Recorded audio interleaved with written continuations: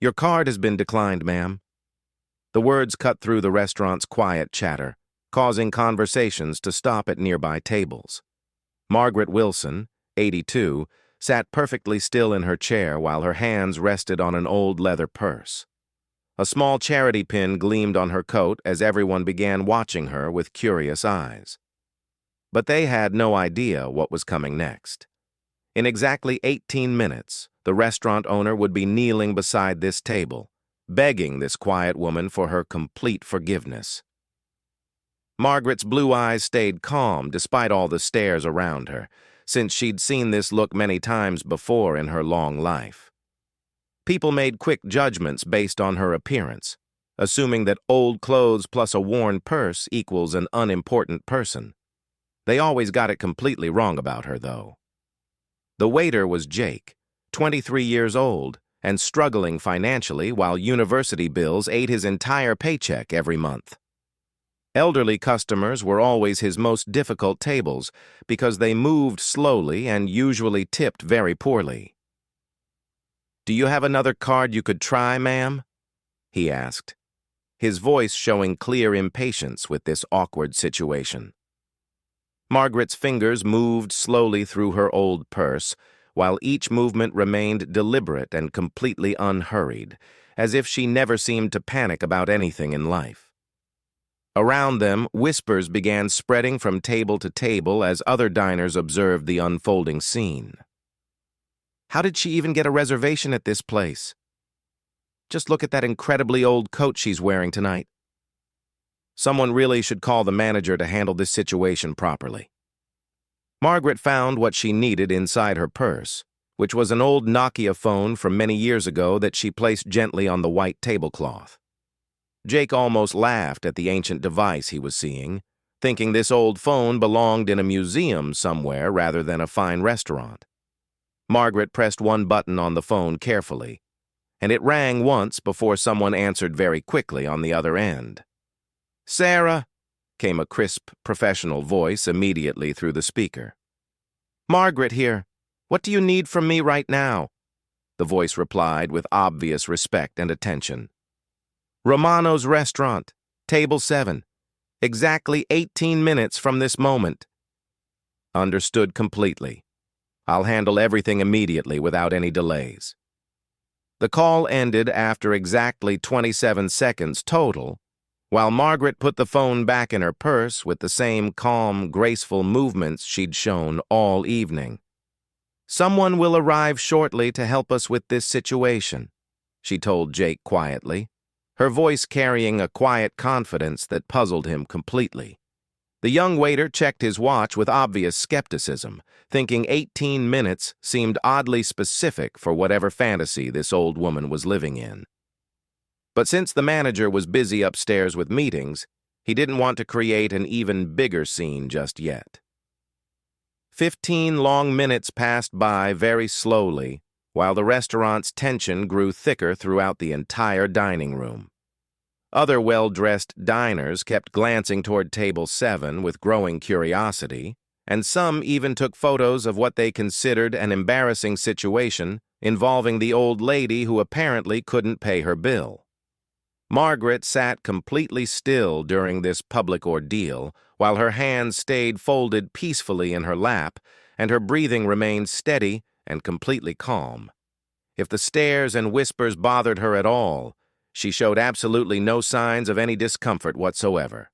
3 minutes remained on Margaret's 18-minute countdown when a black Mercedes appeared outside the restaurant's large windows. This wasn't just a car pulling up to the curb, but rather an arrival with clear purpose and authority, as the uniformed driver opened the rear door with professional precision. Sarah Mitchell stepped onto the sidewalk with obvious confidence, and her presence immediately changed the room's energy in a way that was impossible to ignore. Her expensive handbag caught the streetlight perfectly, while her heels clicked against the pavement with unmistakable authority and purpose. Behind her walked a distinguished man in an expensive suit who carried what appeared to be very important documents in his leather portfolio. They walked through the restaurant together with quiet but unmistakable purpose, while every conversation died as they passed by each table, and every eye in the room followed their deliberate path toward table 7. Sarah reached Margaret's table without acknowledging anyone else in the restaurant and didn't speak to Jake or the curious diners nearby, instead simply placing a black credit card on the pristine white tablecloth. The card was completely different from any normal credit card that Jake had ever seen, since it had no bank name or account numbers anywhere on its surface. Just 5 words engraved in elegant silver letters. Margaret Wilson, Private Banking.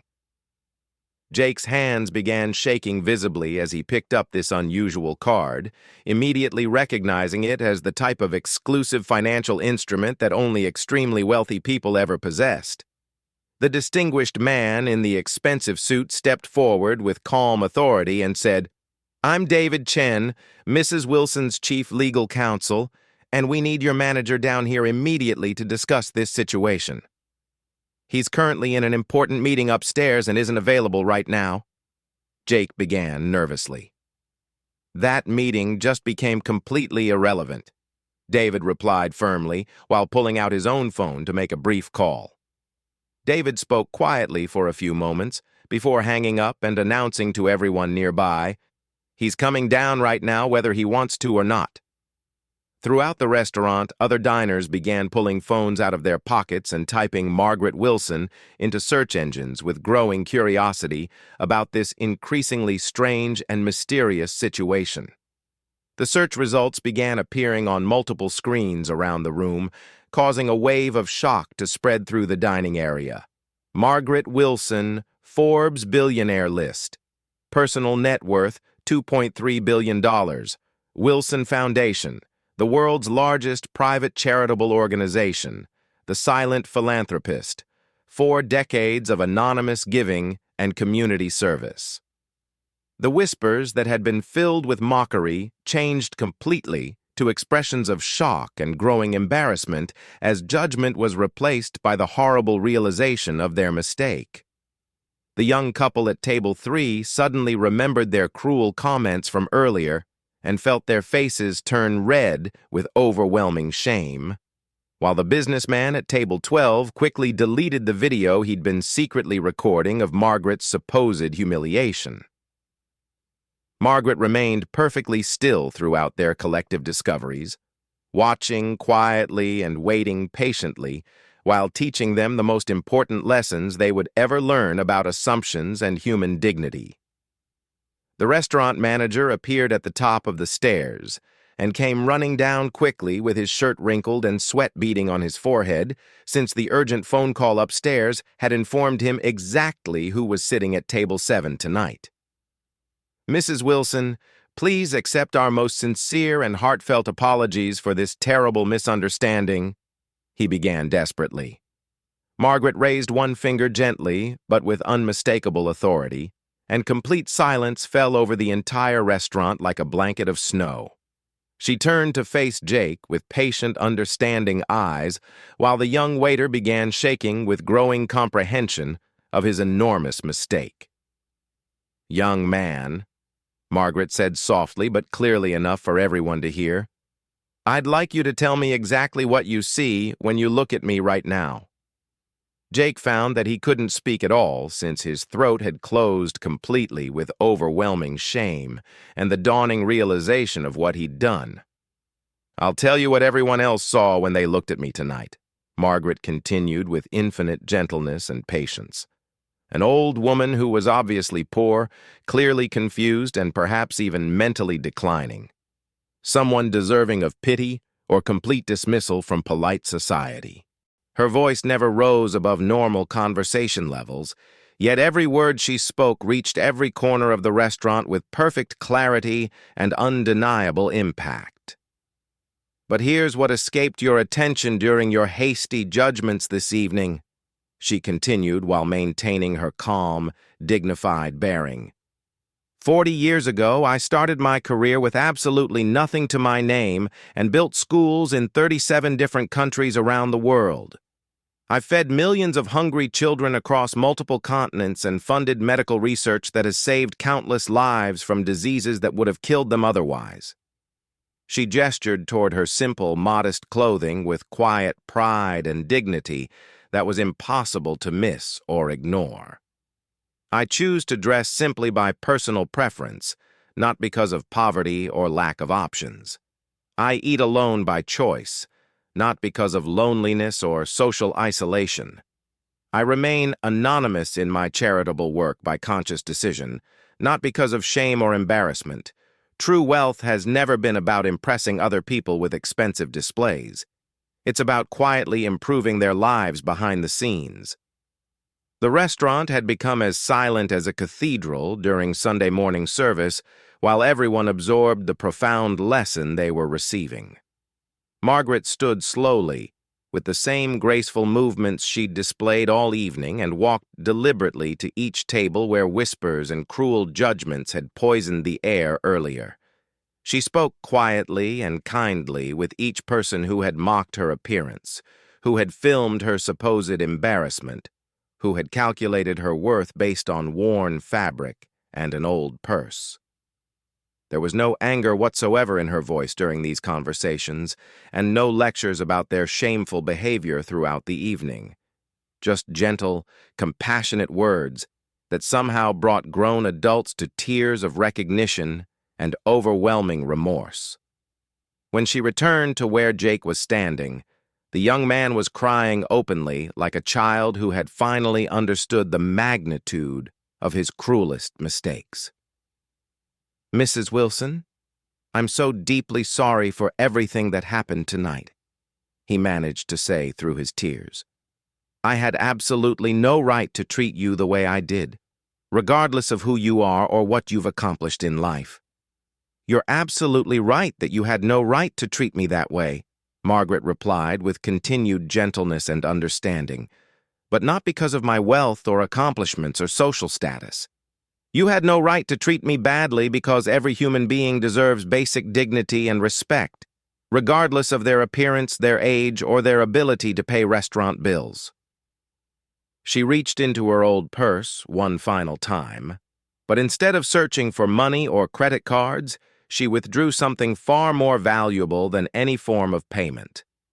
A simple white business card appeared between her fingers as she extended it toward Jake, with the same careful grace she'd shown throughout this entire extraordinary evening. "Our foundation operates comprehensive educational programs for young people who want to learn about genuine empathy, selfless service, and fundamental human dignity," she explained patiently. "These lessons have the power to transform lives far more completely than university degrees or professional training programs ever could. Would you be interested in joining our mission of healing and education?" Jake nodded frantically while accepting the card with trembling hands, still unable to form coherent words through his emotional overwhelm and genuine remorse. Margaret smiled then with authentic warmth, the first genuine expression of joy she'd revealed since entering the restaurant many hours earlier. Sarah approached the extremely nervous manager with her characteristic professional bearing and informed him, "Mrs. Wilson would like to make a substantial donation toward your staff development and sensitivity training programs, and she's also covering the complete cost of every meal being served to every customer in your establishment tonight." The manager felt his legs nearly give out beneath him as he struggled to process this incredible generosity that he knew he couldn't possibly deserve after the evening's catastrophic failures. "Mrs. Wilson, your kindness and generosity go far beyond anything we could ever expect or deserve after what happened here tonight," he began with genuine gratitude and remorse. "This gesture isn't about kindness or generosity," Margaret interrupted gently but with unmistakable firmness in her voice. "This is about education that comes with a premium price tag attached. Every single person in this room has learned something invaluable tonight about the dangerous consequences of making assumptions, the sacred importance of treating others with basic dignity, and the crucial difference between simply looking at someone versus truly seeing them as a fellow human being." She walked toward the restaurant's exit with the same quiet dignity and grace she'd maintained throughout this entire transformative experience, while the entire dining room rose to their feet in spontaneous recognition of something profound they'd witnessed, but knew they hadn't earned. No one applauded, because somehow that would have seemed inappropriate and diminishing to the moment. Instead, they simply stood in respectful acknowledgement of a lesson they would carry with them for the rest of their lives. At the threshold of the restaurant, Margaret paused and turned back to address the room one final time, with words that would echo in their memories for years to come. "Remember what happened here tonight when you're tempted to judge others tomorrow," she said with the authority of someone who had earned the right to teach such lessons. "Wealth is never measured by what you can afford to purchase, but by what you choose to build with your life. Character is never reflected in how others see you, but in how you choose to see and treat them. These truths will serve you well if you choose to remember them." As she stepped out into the cool night air, and the Mercedes carried her away from the scene, her profound lesson remained carved into the consciousness of every person who had witnessed this extraordinary demonstration of grace, dignity, and transformative education. The following morning brought swift and comprehensive changes to Romano's restaurant, as new staff training protocols were implemented that focused exclusively on human dignity and respect, rather than mere customer service techniques. Every employee was required to learn Margaret's complete story, not the details of her incredible wealth, but the principles of wisdom and compassion that had guided her through decades of quiet service to others. Jake made a decision that surprised everyone who knew him when he submitted his resignation that very afternoon, not because of shame or defeat, but with a clear sense of purpose that had been missing from his life until that transformative evening. Within a single week, he had enrolled in the Wilson Foundation's comprehensive internship program, beginning a journey that would eventually lead him to become the director of their International Youth Education Initiative, touching thousands of lives across multiple continents.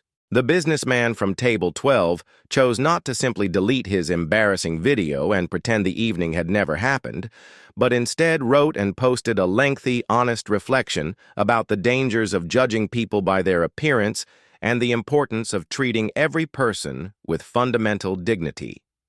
His heartfelt post spread across social media platforms like wildfire, being shared millions of times by people who recognize their own prejudices in his brutally honest account.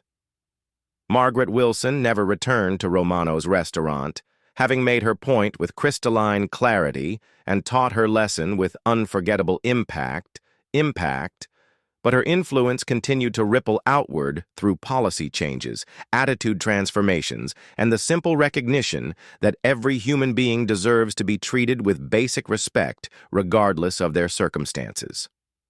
3 months after that extraordinary evening, a small bronze plaque appeared beside the restaurant's main entrance, bearing the simple but powerful inscription, "Dignity served here, in honor of the profound lesson learned at Table 7.